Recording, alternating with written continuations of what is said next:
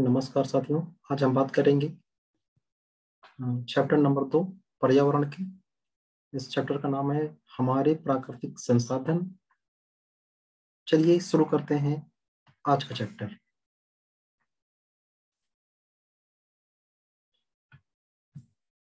हमारे प्राकृतिक संसाधन यानी कि वो संसाधन जो प्रकृति ने हमको दिए हैं, उनकी चर्चा हम यहाँ करेंगे। साथियों, हमारे आसपास बहुत सारी ऐसी वस्तुएं हैं जो हमारी आवश्यकताओं की पूर्ति करने के लिए जरूरी होती हैं। उन्हीं आवश्यक वस्तुओं को हम संसाधन कहते हैं, रिसोर्स कहते हैं। उदाहरण के लिए, जब हमको प्यास लगती है तो हम प्यास की पूर्ति के लिए क्या करते हैं? पानी पीते हैं। वैसे ही अगर हमें नहाना होता है, कपड़ा धुलना होता है, सिंचाई करनी होती है, तो भी हमको पानी की जरूरत होती है। पेड़ पौधे वनस्पतियां भी एक संसाधन होते हैं, जिससे हमको क्या मिलता है? भोजन मिलता है, कपड़ा मिलता है, घर मिलता है, यानी कि हमारी बहुत सारी आवश्यकताओं की पूर्ति पेड़ पौधे करते हैं। इसके अलावा बहुत सारी भू जमीन ऐसी भी होती है जिससे हमको खेती के लिए उपजाऊ मिट्टी प्राप्त होती है, जहां पर हम अनाज पैदा करते हैं। इसके अलावा तेल, कोयला, गैस आदि का इस्तेमाल हम लोग ईंधन के रूप में करते हैं, जो कि हमको प्रकृति ने दिया है। इसमें हमारा कोई किसी मनुष्य को कोई योगदान नहीं होता है। तो इस प्रकार ऐसे संसाधन जैसे कि हवा, जल, सौर ऊर्जा, मिट्टी आदि ऐसे संसाधन हैं जिसको बनाने में मनुष्य का कोई योगदान नहीं है, या सीधे तौर पर मनुष्य जिम्मेदार नहीं है। तो ये संसाधन हमको प्रकृति ने दिया है, वो भी निःशुल्क दिया है। तो ऐसे संसाधनों को हम कहते हैं प्राकृतिक संसाधन, नेचुरल रिसोर्स, यानी कि प्रकृति के द्वारा दिया हुआ संसाधन ही कहलाता है प्राकृतिक संसाधन। अब हम बात करेंगे मनुष्य की प्रगति, विकास और अस्तित्व। जो भी मनुष्य का जीवन है वो इसी संसाधनों पर निर्भर करता है। मनुष्य अपनी आवश्यकताओं की पूर्ति के लिए इन्हीं पर निर्भर है। बिना इन चीजों के मानव का जीवन संभव नहीं है। अब हम देखते हैं प्राकृतिक संसाधनों का वर्गीकरण, क्लासिफिकेशन। इसमें हम देखते हैं कि प्राकृतिक संसाधन को हम मोटे तौर पर दो हिस्सों में बांट सकते हैं। पहला है जैविक, दूसरा है अजैविक। यानी कि जिसमें वो संसाधन जो जीवित हैं, लिविंग हैं, तो उन लिविंग्स को हम जैविक कहेंगे, जो लाइव हैं। और जो एलाइव हैं यानी कि नॉन लिविंग हैं, उनको हम बोलेंगे अजैविक, नॉन लिविंग बोलते हैं। अब जैविक की बात करें, जो जीवित हैं, उसमें क्या आते हैं? जंतु आते हैं और वनस्पतियां आती हैं। अजैविक की बात करेंगे तो इसमें दो तरह के आएंगे। एक आता है नवकरणीय, दूसरा होता है अनवकरणीय। यानी कि जिसका नवीनीकरण हो सकता है वो, और जिनका नवीनीकरण नहीं हो सकता है वो। तो अजैविक संसाधन दो तरह के होते हैं। बात करते हैं ऐसे कौन से संसाधन हैं जो नवीकरणीय हैं, नवकरणीय हैं। नंबर एक आता है इसमें वायु, यानी कि हवा। हवा बार बार रिन्यूएबल हो सकती है, दोबारा मिल सकती है।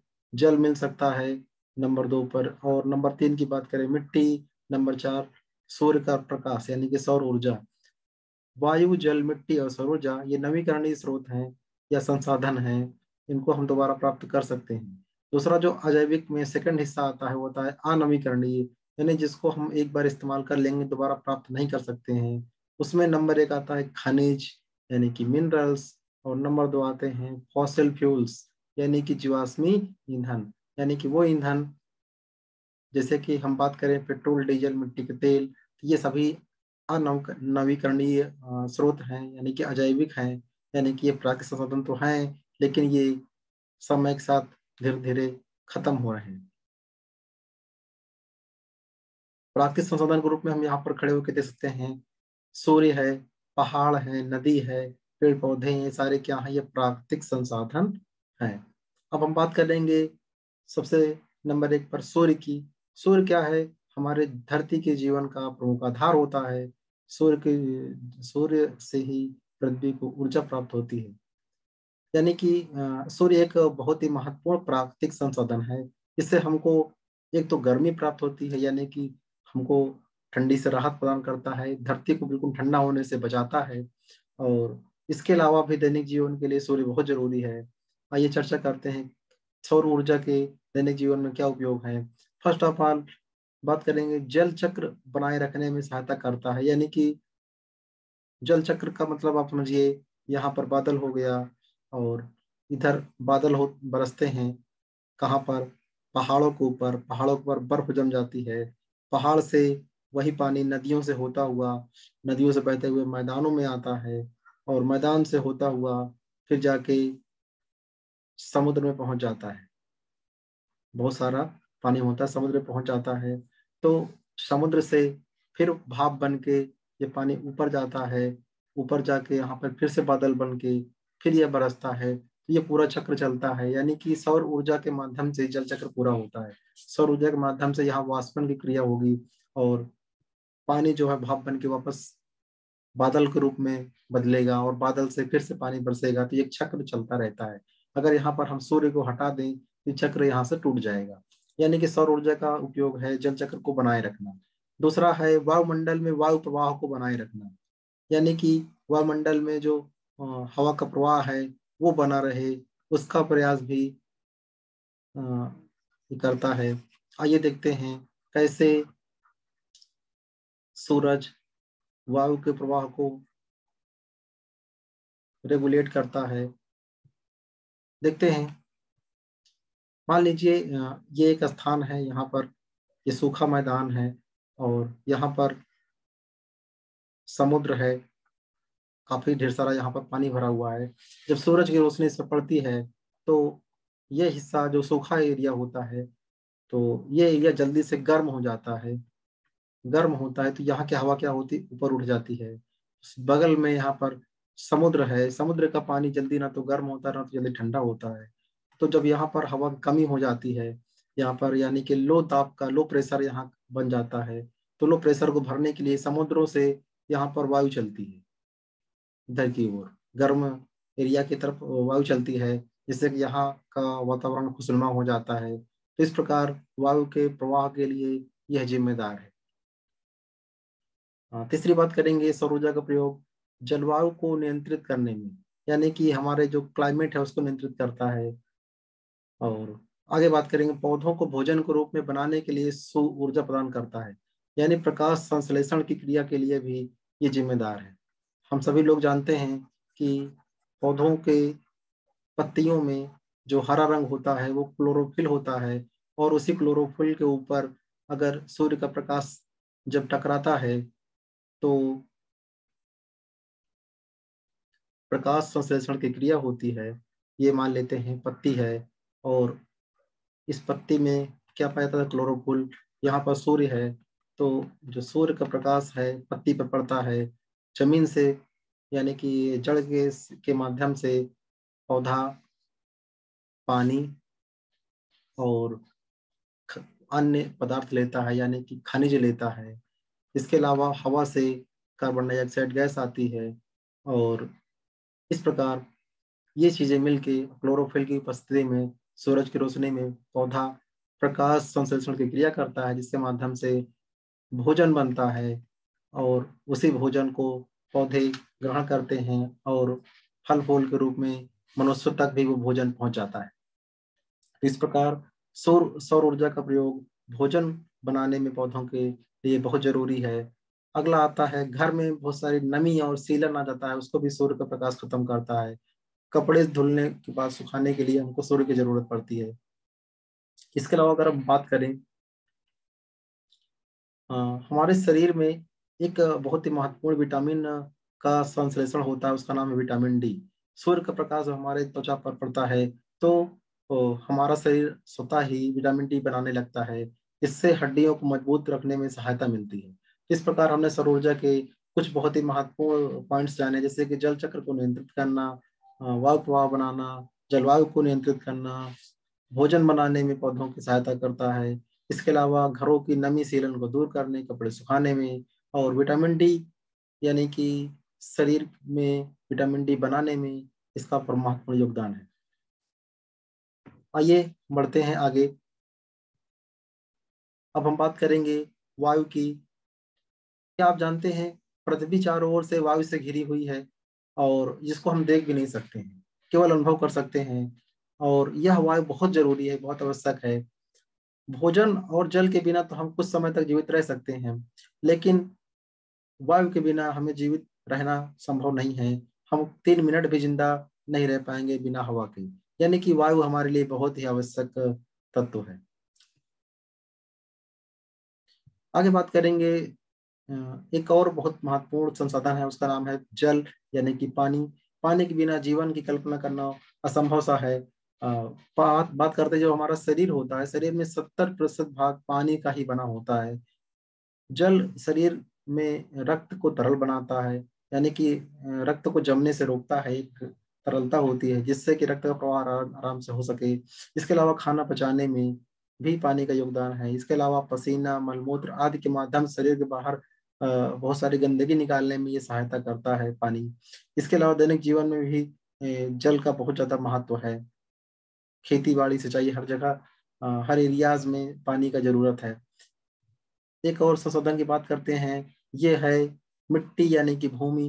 जैसे कि वायु और जल महत्वपूर्ण होते हैं, वैसे भूमि भी हमारे लिए बहुत ही आवश्यक है। भूमि से ही हमको फल, अन्न, सब्जियां, औषधियां, इमारती लकड़ियां आदि प्राप्त होती हैं। यानी कि और वृक्षों को जीवन का जो आधार है वो मिट्टी होती है, यानी कि भूमि होती है। भूमि ही जल और खनिज का भंडार होती है। खेती और वनों के लिए भी भूमि का होना बहुत आवश्यक है। वर्तमान में अगर हम बात करें, जनसंख्या में लगातार वृद्धि हो रही है और इनकी आवश्यकताओं की पूर्ति कृषि और उद्योग धंधों का प्रभाव प्रतिदिन बढ़ता जा रहा है। ऐसे में हमारे प्राकृतिक संसाधन भी प्रभावित हो रहे हैं। हम बिना कुछ सोच समझे लगातार इनका दोहन करते चले जा रहे हैं, लेकिन भविष्य में ये हमारे लिए बहुत ही चिंता का विषय बन सकता है। हमको जागरूक होना होगा और इनका संरक्षण करना होगा, तभी हम अपने आने वाली पीढ़ियों को एक अच्छा माहौल, एक अच्छा पर्यावरण दे पाएंगे।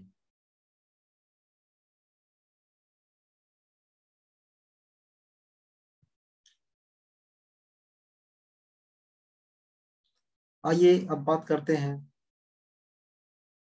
क्वेश्चन आंसर की। अभ्यास प्रश्न।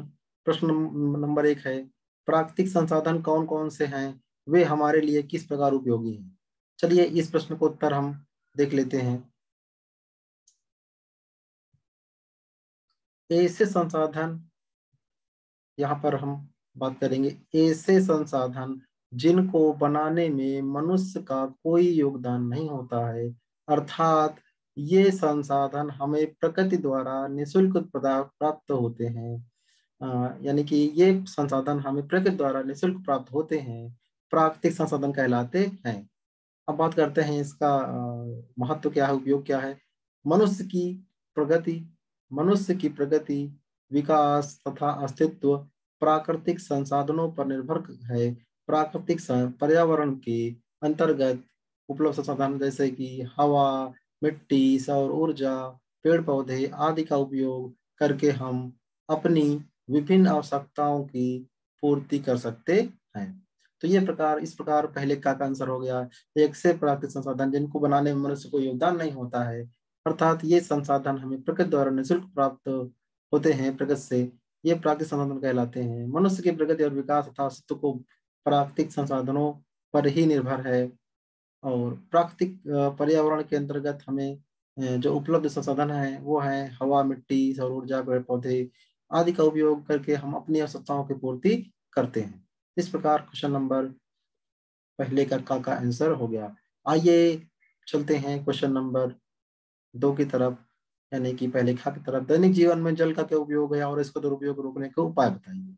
तो आइए देखते हैं जल का दुरुपयोग कैसे रोका जाए, इसको देखते हैं। इसका आंसर है, हमारे शरीर का लगभग 70% हिस्सा, यानी कि हमारे शरीर का लगभग 70% हिस्सा जल का होता है।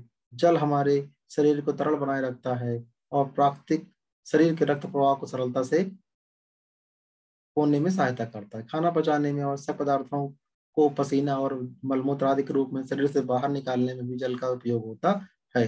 दैनिक जीवन में जल का बहुत सारा यूज है। इसको बचाने के जो उपाय हैं, यही है कि हमको उपाय की बात करेंगे तो हमको क्या करना है कि जलाशय को साफ सुथरा रखना है। जलाशय जो भी होते हैं उनको साफ रखें जहाँ भी पानी होता है। और आगे बात करेंगे तो नल को खुला न छोड़ें। जो भी पानी आ रहा होता है उसको वेस्ट नहीं करना है। जल जल को खुला नहीं छोड़ना है। इसके अलावा भी बहुत सारे और ऑप्शन हो सकते हैं। और पानी को बचाने का एक बहुत ही अच्छा माध्यम है, वो है रेन वाटर हार्वेस्टिंग। हार्वेस्टिंग यानी कि जो बारिश का पानी होता है उसको एकत्र कर लेना भी एक बहुत अच्छा जल को बचाने का माध्यम हो सकता है, दुरुपयोग रोकने का एक माध्यम हो सकता है। चलिए आगे देखते हैं क्वेश्चन नंबर पहले का ग नंबर। भूमि से प्राप्त होने वाले 5 पदार्थों के नाम लिखना है। ऐसे पदार्थ जो जमीन से प्राप्त होते हैं, आइए उनको देखते हैं कौन कौन से पदार्थ जमीन से प्राप्त होते हैं।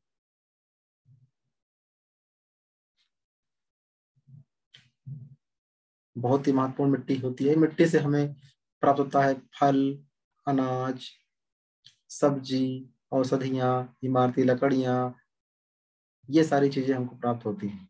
इसके अलावा अगर हम बात करें, जल और खनिज के भंडार भी मिट्टी से हमें प्राप्त होते हैं। तो पहले का आंसर ये हो गया, फल, अन्न, सब्जी, औषधियाँ, इमारती लकड़ियाँ, जल और खनिज। तो ये हमारा उत्तर हुआ ग नंबर। आइए देखते हैं घ नंबर क्या है। सौर सौर ऊर्जा हमारे जीवन के लिए क्यों आवश्यक है। तो सौर ऊर्जा क्यों आवश्यक है इसको देखते हैं।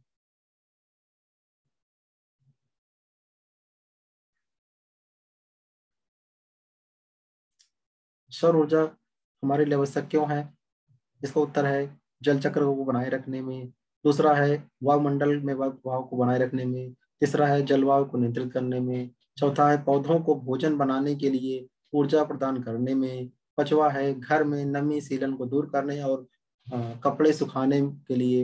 इसके अलावा हम बात करेंगे, हमारा शरीर जो होता है वो सूर्य के प्रकाश से विटामिन डी बनाता है और जो हड्डियों को मजबूत रखने में बहुत सहायक होता है। इस प्रकार सौर ऊर्जा के ये प्रयोग हो गए, यानी कि प्रमुख उपयोग हो गए। तो इनको हम नोट डाउन कर लेंगे कॉपी पर। आइए चलते हैं, वायु का जीवन में क्या महत्व है। आइए देखते हैं वायु का जीवन में क्या महत्व है। तो इस प्रश्न का उत्तर देखते हैं पहले गंगा। भोजन और जल के बिना तो हम कुछ समय तक जीवित रह सकते हैं, परंतु वायु के बिना हम जीवित नहीं रह सकते, यानी कि हमारे जीवन के लिए बहुत ही महत्वपूर्ण है वायु। तो इस प्रकार ये आंसर हुआ। अब तीर लगाना है, मिलान करना है। वायु में क्या होता है, ऑक्सीजन होता है। पहले में ऑक्सीजन हो जाएगा। जल से हमारे शरीर का 70% हिस्सा बना होता है। भूमि खनिज पदार्थ का भंडार है। सूर्य का प्रकाश हमें विटामिन डी बनाने में सहायता करता है। तो साथियों, आज का ये चैप्टर बस यहीं तक। बने रहिए अगले चैप्टर के लिए, एक बार फिर से आएंगे। तब तक के लिए थैंक यू।